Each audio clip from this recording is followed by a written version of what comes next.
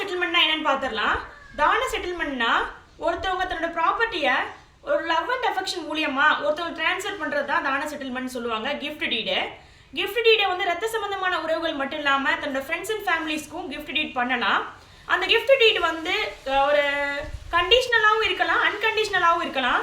ஒரு கண்டிஷனோட இருக்குது அப்படின்னா, ஒரு அம்மா வந்து ஒரு பையனுக்கு கிஃப்ட் டீட் எழுதி வைக்கிறாங்க அப்படின்னா தன்னை லாஸ்ட் வரையும் பார்த்துக்கணும், பராமரிக்கணும், அப்போ தான் அந்த சொத்து அவனுக்கு போய் சேரும் அப்படின்னு சொல்லி ஒரு கண்டிஷன் வச்சுருக்கலாம்.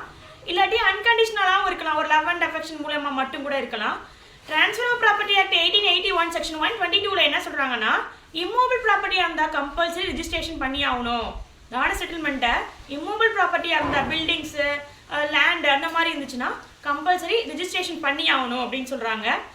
ஒரு கிஃப்ட் டீட் வந்து ஒருத்தவங்களுக்கு பண்ணிட்டோம், அது கண்டிஷனலாக இருந்துச்சு அப்படின்னா அதை வந்து அவங்க அக்செப்ட் பண்ணணும். ஐ மீன் ஒரு கிஃப்ட் டீட் கொடுக்குறோம் அப்படின்னா அதை வாங்குறவங்க வந்து அக்செப்ட் பண்ணணும்.